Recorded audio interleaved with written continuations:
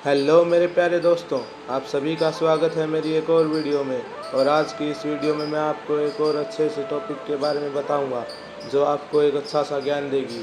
तो चलिए आज की वीडियो को शुरू करते हैं। और शुरू करने से पहले बस आपसे इतनी ही रिक्वेस्ट है कि आप सब मेरे चैनल को सब्सक्राइब कीजिएगा, बेल आइकन को प्रेस कीजिएगा और कमेंट सेशन में एक प्यारा सा कमेंट करके मुझे बताइएगा कि आपको ये वीडियो कैसी लगी। तो चलिए आज की वीडियो को शुरू करते हैं। मित्रों, आप सभी को पता है कि श्री कृष्ण का जन्म द्वापर युग में हुआ था और उनके एक बड़े भाई भी थे जो थे बलराम। और आप सभी ने बलराम के बारे में तो सुना ही होगा कि बलराम एक बहुत ही कुशल योद्धा थे।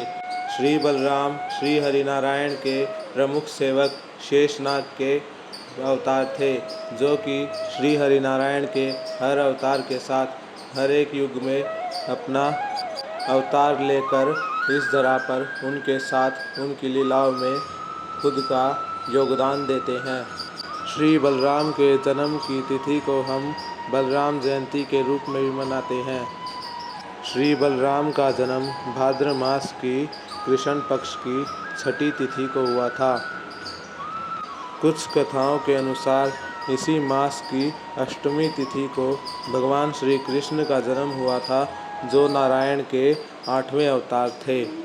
मित्रों, श्री बलराम के जन्म के समय श्री हरिनारायण ने योग माया की सहायता लेकर श्री बलराम को माता देवकी के गर्भ से माता रोहिणी के गर्भ में स्थापित करवा दिया था, जिस कारण कंस को यह भ्रम हुआ कि माता देवकी की 7वीं संतान मर चुकी है, अर्थात वह गर्भ में ही नष्ट हो चुकी है। मित्रों, भगवान बलराम को हलधर के नाम से भी जाना जाता है और उनकी जन्म तिथि को हल षष्ठी के नाम से भी मनाया जाता है। और इस दिवस में कोई भी मनुष्य हल की जुताई से उगे हुए अनाज का सेवन नहीं करता है। आइए भगवान बलराम के विषय में और भी सूचना ज्ञात करते हैं कि वह किस प्रकार के थे, उनका स्वभाव कैसा था और वह किस किस खेल में निपुण थे और द्वारिका के अंत के पश्चात उनका क्या हुआ, वो कहाँ गए।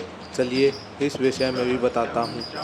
मित्रों, भगवान बलराम देवकी और वासुदेव के 7वें पुत्र थे और श्री कृष्ण के बड़े भाई तथा कंस के भांजे थे।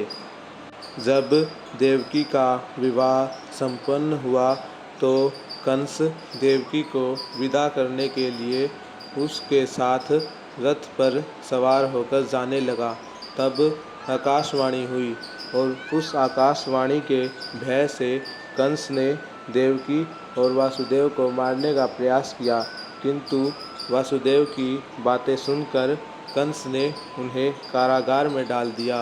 और कंस इतना निर्दयी था कि उसने देवकी और वासुदेव के 6 पुत्रों को मार डाला।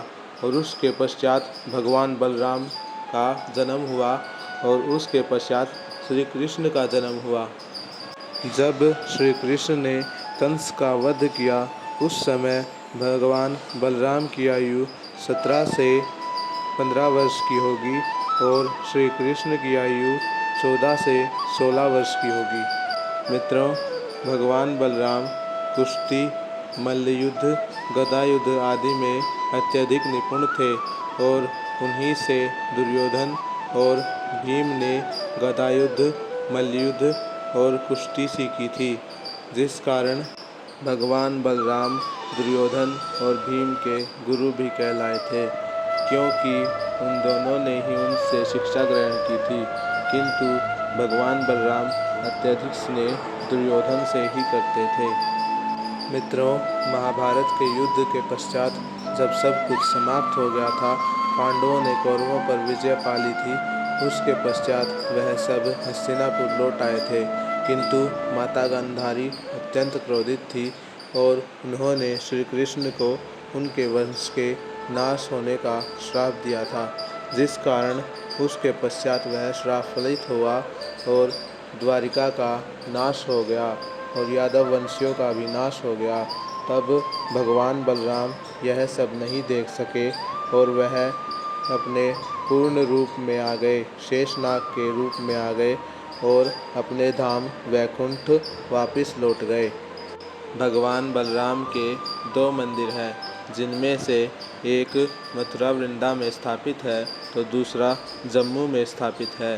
मान्यता है कि इन दोनों मंदिरों में यदि कोई भगवान बलराम की आराधना करता है, उनसे मन्नत मांगता है तो वह मन्नतें अवश्य पूरी होती है।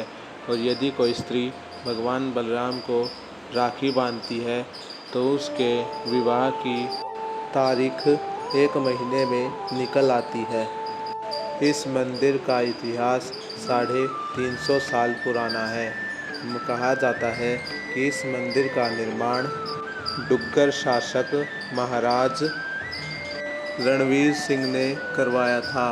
इस मंदिर में भगवान बलराम के साथ उनकी अर्धांगिनी रेवती की मूर्ति भी स्थापित है।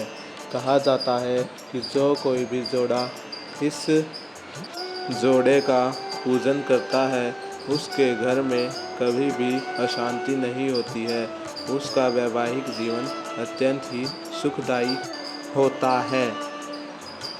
अगर आपको मेरी ये वीडियो पसंद आए तो मेरे चैनल को सब्सक्राइब कीजिएगा, बेल आइकन को प्रेस कीजिएगा, कमेंट सेक्शन में कमेंट कीजिएगा और वीडियो को लाइक कीजिएगा।